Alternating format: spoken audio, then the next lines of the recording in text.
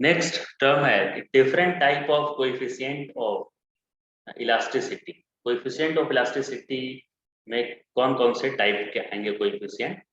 तो जब stress, stress मतलब फोर्स अपॉन एरिया, तो ये स्ट्रेस और स्ट्रेन, स्ट्रेस भी लॉन्गिट्यूडनल रखें और स्ट्रेन भी लॉन्गिट्यूडनल है, तो स्ट्रेस बाय स्ट्रेन एक कांस्टेंट आता है। तो अगर ये लॉन्गिट्यूडनल वाला सब टर्म है, स्ट्रेस भी लॉन्गिट्यूडनल रखा है मैंने और स्ट्रेन भी, तो इन दोनों का रेशियो से जो कांस्टेंट आएगा उसको बोलते हैं यंग मॉडुलस। और जब स्ट्रेस भी वॉल्यूमेट्रिक हो यानी कि प्रेशर डिफरेंस होता है डेल्टा पी, स्ट्रेस के जगह पर अगर चेंज इन प्रेशर हो जाए और स्ट्रेन के जगह पर change in volume by initial volume हो जाए, तो ऐसे कोई कांस्टेंट को, इससे जो कांस्टेंट मिलेगा स्ट्रेस बाय स्ट्रेन से, ये स्ट्रेस और प्रेशर का सेम होता है, यूनिट डायमेंशन सेम होगा प्रेशर का और स्ट्रेस का, अपॉन चेंज का, चेंज में क्या चाहिए, change in volume by original volume, तो इसको बल्क मॉडुलस बोलेंगे, बीटा से इंडिकेट करेंगे। यंग मॉडुलस कब बोले थे? जब strain delta L by L था, change in length by initial length, मतलब वायर के केस। जो वॉल्यूम में चेंज हो तो उस केस में बीटा बोलेंगे कांस्टेंट को, स्ट्रेस बाई स्ट्रेन से जो कांस्टेंट मिलेगा। और इस बीटा के रेसिप्रोकल को 1 बाई बीटा या इसको के भी लिखते हैं, इसके रेसिप्रोकल को कंप्रेसिबिलिटी बोलते हैं, यानी कि कोएफिशिएंट ऑफ बल्क मॉडुलस के रेसिप्रोकल को ही कंप्रेसिबिलिटी कहते हैं हम लोग। और सबसे लास्ट में मॉडुलस ऑफ रिजिडिटी है, तो स्ट्रेस भी यहाँ पे शियर स्ट्रेस और स्ट्रेन भी शियर स्ट्रेन। तो शियर स्ट्रेस कैसे फाइंड करते हैं हम लोग? तो यहाँ पे पहले भी हम लोग डिफाइन कर चुके हैं कि इसमें फोर्स बाय एरिया तो लिखना है, लेकिन सिर्फ ये वाला एरिया लिखना है और इधर ही फोर्स लग रहा है इसी के अलावा। सिर्फ ऊपर टॉप मोस्ट जो सरफेस है इस क्यूब का, इस टॉप मोस्ट सरफेस का एरिया ही लेना है, ये वाला एरिया। तो अगर फोर्स ये वाला अप्लाइड फोर्स है तो फोर्स बाय एरिया लिखने से यहाँ जो स्ट्रेस डेवलप किया उसको शियर स्ट्रेस बोलेंगे। और शियर स्ट्रेंथ तो पता ही है क्या होता है, ये डिस्प्लेस कितना एंगल किया है, थीटा एंगल अगर डिस्प्लेस कर गया है, थीटा एंगल, तो थीटा इक्वल टू क्या मिलता है मुझे, एल अपॉन कैपिटल एल। इससे क्या मिलेगा, शियर स्ट्रेन, तो shear stress by shear strain कर देने से जो कांस्टेंट मिलेगा उसको मॉडुलस ऑफ रिजिडिटी यानी बीटा से डिनोट करेंगे उसे। तो इतने टाइप का कोएफिशिएंट ऑफ इलास्टिसिटी सीखना है हम लोग को। नेक्स्ट टर्म है पॉइजन्स रेशियो।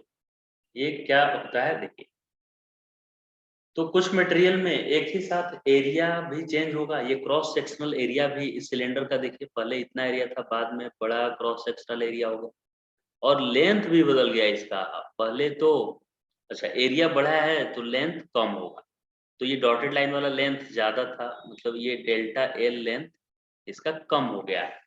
यानी सिंपल सी बात है कि अगर एक मटेरियल है इतना वाइड है ये, इसका लंबा करेंगे तो ये पतला हो जाएगा, लेंथ अगर बढ़ेगा तो उसका एरिया ऑफ क्रॉस सेक्शन क्या हो जाएगा, कम हो जाएगा, ऐसे ऐसे पतला हो जाएगा, दोनों तरफ से इसको खींचेंगे और लंबा करेंगे तो पॉइजन्स रेशियो क्या होता है, lateral strength by longitudinal strength को बोलते हैं।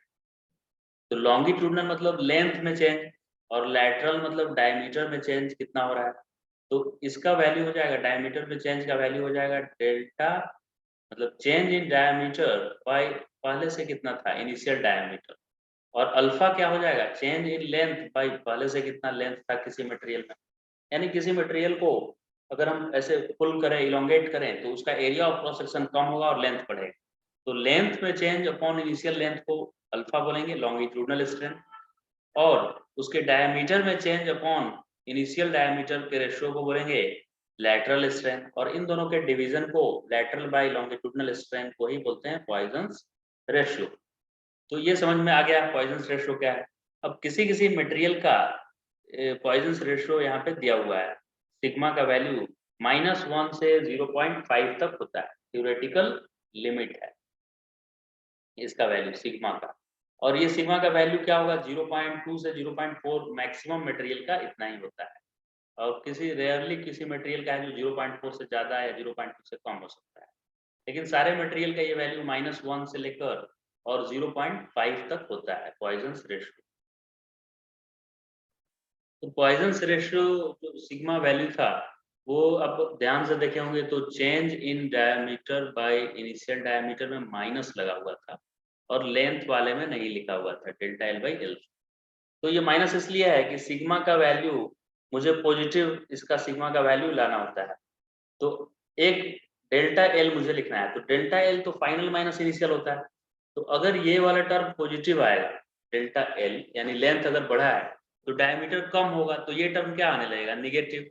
तो मुझे इसका पॉजिटिव वैल्यू लाने के लिए कि किसी मटेरियल का कितना सिग्मा है, ये माइनस यहाँ से एक और लगा दिया गया है। माइनस साइन इंडिकेट ये कर रहा है कि जब लेंथ बढ़ेगा, लेंथ में इंक्रीज आएगा तो डायमीटर में डिक्रीमेंट आएगा, पहले से डायमीटर कम हो जाएगा, इसीलिए एक माइनस लिया हुआ है वहां पे। तो जैसे स्प्रिंग में एनर्जी स्टोर का फॉर्मूला है, वैसे ही ये इलास्टिक मटेरियल में भी कितना एनर्जी स्टोर होता है अगर वो इलोंगेटेड या कंप्रेस्ड है तो उसका फॉर्मूला होता है हाफ इनटू स्ट्रेस के लिए सिंबल अगर यूज करें सिग्मा और स्ट्रेन के लिए एप्सिलॉन यूज होता है। तो हाफ स्ट्रेस इनटू एप्सिलॉन से एनर्जी पर यूनिट वॉल्यूम मिलता है। पूरा अगर हम लिखें तो एनर्जी पर यूनिट वॉल्यूम इक्वल टू होता है हाफ और स्ट्रेस सिग्मा सिंबल स्ट्रेस के लिए यूज किए हैं और एप्सिलॉन स्ट्रेन के लिए लिखे हैं स्ट्रेन। तो एनर्जी पर unit volume is also known as energy density. तो किसी भी मटेरियल में इसका अगर एक एक ये मटेरियल है कुछ और इसको कुछ इलोंगेट कर दिया गया है ऐसे इलोंगेट, तो इसमें स्ट्रेस कितना है इस मटेरियल में, इसमें स्ट्रेंथ कितना आया है चेंज इन लेंथ पे ओरिजिनल लेंथ इनटू हाफ करने पे energy stored per unit volume मिल जाता है इसका। टोटल एनर्जी अगर करना है तो इस मटेरियल के वॉल्यूम से मल्टीप्लाई अगर कर देंगे तो half stress strain half stress into strain और इधर वॉल्यूम भी मल्टीप्लाई कर देंगे तो total energy stored in this material हो जाएगा। तो एनर्जी पर यूनिट वॉल्यूम यानी एनर्जी डेंसिटी क्या होता है half into stress into strain.